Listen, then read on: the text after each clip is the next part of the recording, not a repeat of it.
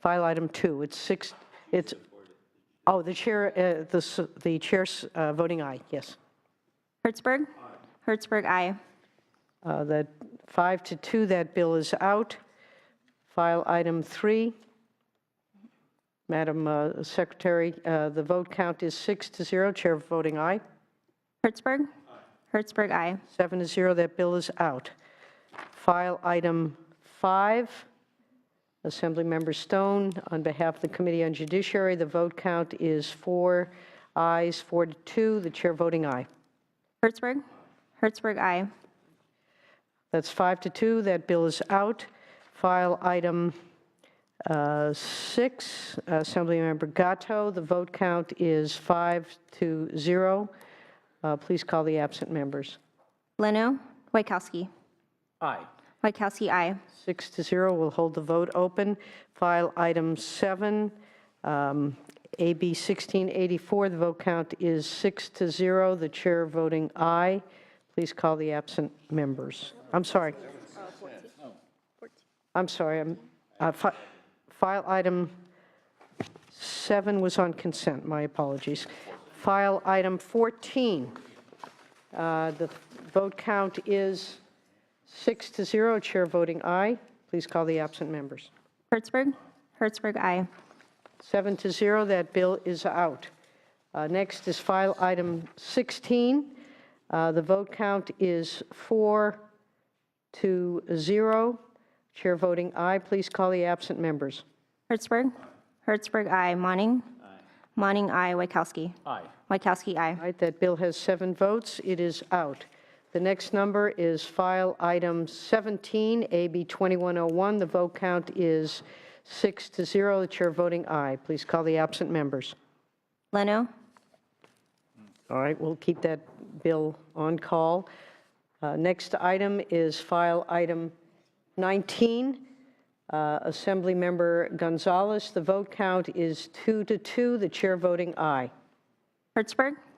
Hertzberg, aye. Monning. Aye. Monning, aye. Wachowski. Aye. Wachowski, aye. 5-2. That bill is out. Next bill is file item 25 by the Assemblymember Bonta. The vote count is 5-0. The chair voting aye. Please call the absent members.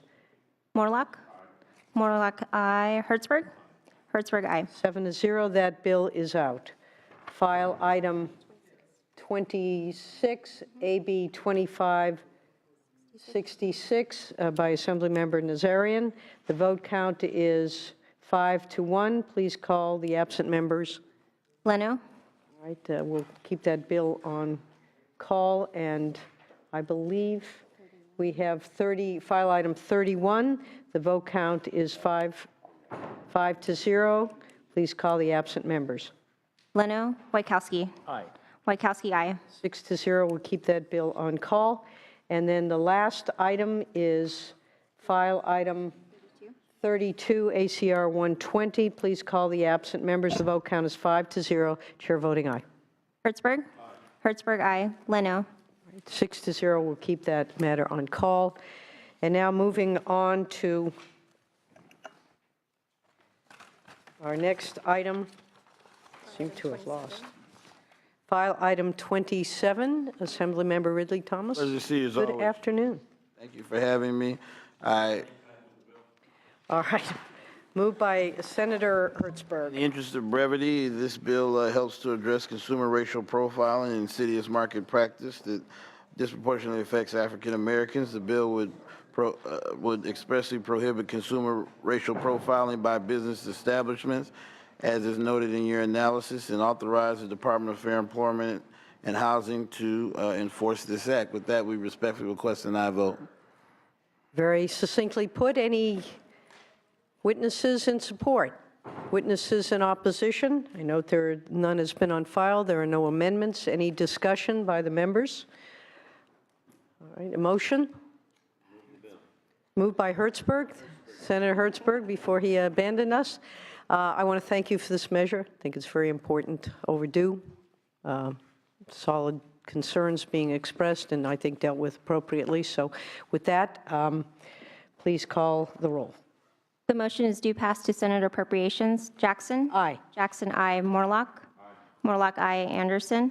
Anderson, I. Hertzberg? Leno? Monning? Monning, I. Wachowski? Wachowski, I. All right, that's 5-0. We'll leave the roll open. We have just a couple more items, and I'd appreciate if the authors, let's see, I think it's actually Assemblymember Gallagher and then Assemblymember Alejo. They're the last two of our authors. Would you please have them? All right, somebody believes that we just did the consent calendar. We did, and I believe you did. Yes, you were actually here for that. It really has, hasn't it? So if we could get those authors, we'll give them about 5 minutes to be here and to present for us, if they would. Someone says they saw Assemblymember Gallagher out chasing bees, but I don't believe that. Madam Chair.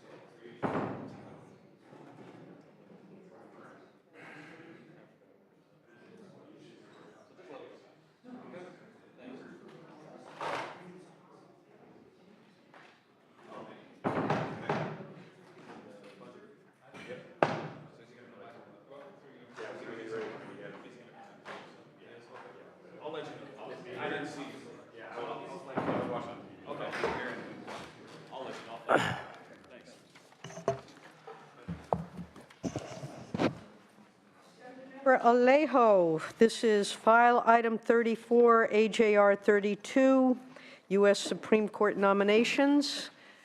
Welcome to our committee. Thank you for being here. Thank you very much, Madam Chair, members. AGR 32 calls upon the United States Senate to fulfill its constitutional obligations. I want to take a moment to say that the death of Justice Antonin Scalia is the last to American jurisprudence, and although I didn't always agree with his decisions, but a well-functioning federal government as well as state governments requires a fully manned and functional U.S. Supreme Court. In the 2 months since Scalia's death, there have been numerous high-profile cases before the High Court that have been subject to 4-4 ties. Without a fully manned justice court, the country is subject to two harmful effects. First, it allows the possibility that conflicts of law that arise between various federal courts of appeal go unresolved by the Supreme Court. And without that tie-breaking function, the application of federal law may differ between different states, say California and Texas. Second, it means that the important issues of national importance go unresolved.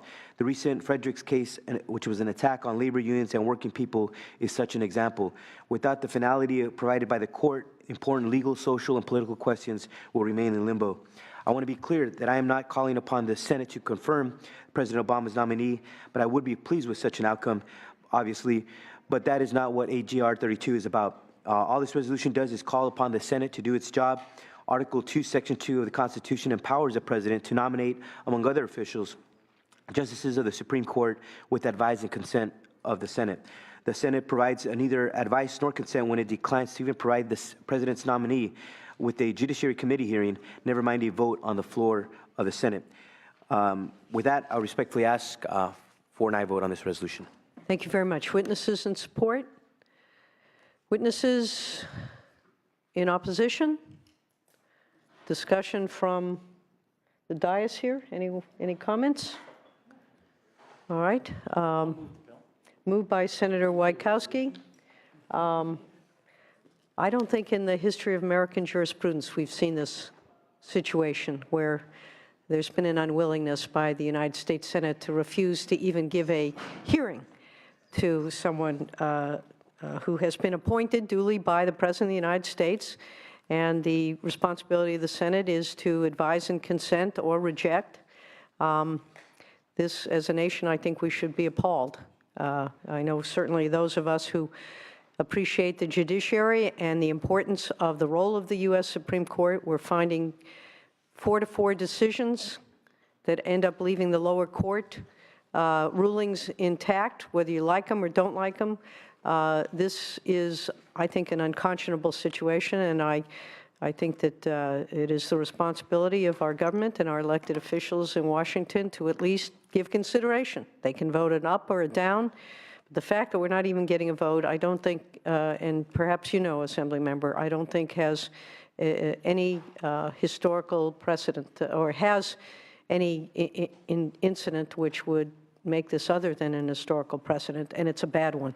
And I think that the Supreme Court and the people of this nation deserve better. So I thank you for bringing this measure. And with that, we have a motion, and please call the roll. The motion is due pass to the Senate floor. Jackson? Aye. Jackson, aye. Morlock? No. Morlock, no. Anderson? No. Anderson, no. Hertzberg? Leno? Monning? Aye. Monning, aye. Wojciechowski? Aye. Wojciechowski, aye. All right, that has 3-2. We'll leave the roll open for, let's see, we need 4 votes. So that bill is on call. Thank you very much. Thank you very much. Our last bill for today is file item 28, AB 2755, Assemblymember Gallagher, addressing the issue of agricultural bees. Good afternoon, sir. Yes, thank you, Madam Chair. Senators, I'm pleased to present AB 2755, which addresses a growing issue of bee thefts in this state. California has the largest beekeeping industry in the country and is a leader in honey production. This vital industry endures in the face of colony collapse disorder, which I know some of you have heard of, and the decline of adequate foraging area. Since the 1st of January this year, we've had 1,734 hive thefts, which have been reported by the California State Beekeepers Association. The loss of 200 beehives can be as much as $36,000 loss up front, but the bigger problem is the opportunity cost of not being able to have those bees out contracted with the farmer, and the time that you lose on that and the opportunity cost that you lose on that. In order to disincentivize or put a little sting in this, we've introduced AB 2755, which provides for civil damages 3 times the value of the bees that are stolen or unlawfully treated. So thank you for allowing me to introduce this bill. I ask for your aye vote. And with me to also help answer questions and testify is Joe Devine on behalf of the California State Beekeepers Association. Thank you very much, Mr. Devine. Thank you, Madam Chair and members. Joe Devine, representing the California State Beekeepers Association. In the interest of brevity and respect for the committee's time, I know it's been a long hearing today, so I'll keep my comments brief. It's no secret that beehives and beekeepers are facing a plethora of potentially disastrous scenarios for bees and beekeepers throughout their estate. As a result, pollination of California's crops has become increasingly more difficult and more costly. Unfortunately, thieves have honed in on the value of hives, and which has created a rash of beehive thefts throughout the state. These thefts obviously have devastating impacts, not only economically, but otherwise to beekeeping and farming communities throughout the state. The CFSBA believes 2755 is a straightforward measure that approaches a growing problem, and respectfully ask for your aye vote. Thank you. Thank you very much. Any other witnesses in support? Good afternoon, Madam Chair, members of the Commission. Lauren Noland-Hajic on behalf of California Citrus Mutual and strong support. Thank you. Other witnesses in support? Any witnesses in opposition? Any question from the members? Senator Monning. Thank you, Madam Chair. I just had a question on the treble damages, the civil liability. If an adjacent grower used a pesticide that drifted and killed the bees, would they be subject to the provisions of this act? So, Senator, under the language of the bill, it has to be intentional. So in that case, no, they would not be subject because it would not be an intentional taking of bees. I understand that distinction, although the application of the pesticide could be intentional. It could be argued in court that it was a foreseeable. Right, and we are working on some language right now with the professional pest control advisors to address that issue, to say that, to very much clarify that so long as it's not gross negligence or intentional, that would not be considered a taking of bees under this measure. What we're really trying to get at is the people who are actually going out there stealing beehives and taking them to their locations and basically stealing the I opportunity. understand. I'm just also, could there be an unintended consequence in here of somebody who tries to pursue a remedy for negligence? This would not serve as a defense against a claim of negligence. No. Yeah, this is written specifically for those Intentional. intentional Thank you, Madam Chair. or gross negligence, right? Thank you. Senator Wojtkowski. I have a question. If a homeowner goes bankrupt, how much equity in the beehive would they be able to protect? I'm not really sure about that. I don't do bankruptcy law, but They would have to have the hives appraised. right. We'll leave that There to, is value in those beehives, yes. there is indeed. Very good. Any other questions? Motion? Do we have a motion? All right, motion by Senator Morlock. I assume you're asking for an aye vote. Very good. All right. Yes, Madam Chair. Madam Secretary, motion is due pass to the Senate floor. Please Jack- call the roll. Jackson? Aye. Jackson, I. Morlock? Morlock, I. Anderson? Anderson, I. Hertzberg? Leno? Monning? Monning, I. Wojtkowski? Wojtkowski, I. That bill has 5 votes. We will leave it open for the absent members. Thank you very much. And that concludes, did I miss an item? Excuse me, yes, I'm not adjourning. I am just suggesting that there are no more bills to be heard at this point in time. So if we could ask Senator Leno to come so that we can vote.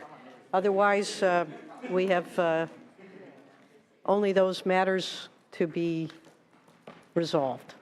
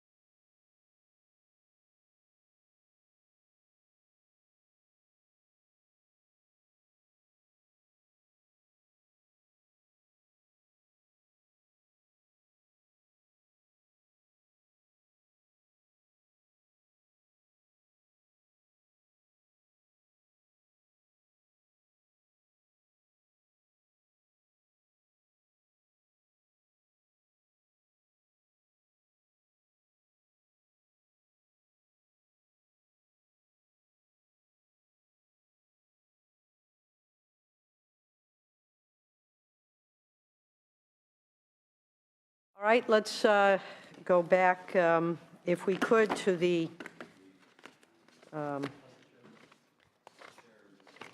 voting. All bills have been heard. We're now going to lift the calls on all the items for which we haven't had votes from all of our membership, and then we will close the rolls. Moving, starting with file item 6, AB 1580. Madam Secretary, please call the absent members. The vote count currently is 6-0. Please call the absent members. Leno? Aye. Leno, aye. All right, 7-0, that bill is out. File item 17, the vote count is 6-0. Please call the absent members. Leno? Aye. Leno, aye. 7-0, that bill is out. File item 26, the vote count is 5-1. Please call the absent members. Leno? Leno, aye. 6-1, that bill is out. File item 27, the vote count is 5-0. Please call the absent members. Hertzberg? Leno? Leno, aye. 6-0, that bill is out. File item 28, the vote count is 5-0. Please call the absent members. Hertzberg? Leno? Leno, aye. 6-0, that bill is out. We have file item 31. The vote count is 6-0. Please call the absent members. Leno? Leno, aye. 7-0, that bill is out.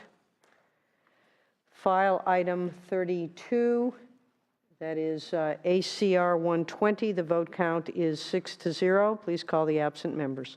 Leno? Leno, aye. 7-0, that bill is out. And then we have the final item is item 34, AJR 32. The vote count is 3 ayes, 2 noes. The chair voting aye. Please call the absent members. Hertzberg? Leno? Leno, aye. Right, 4-2, that measure is out. I believe that concludes all of our business of the day. We are adjourned.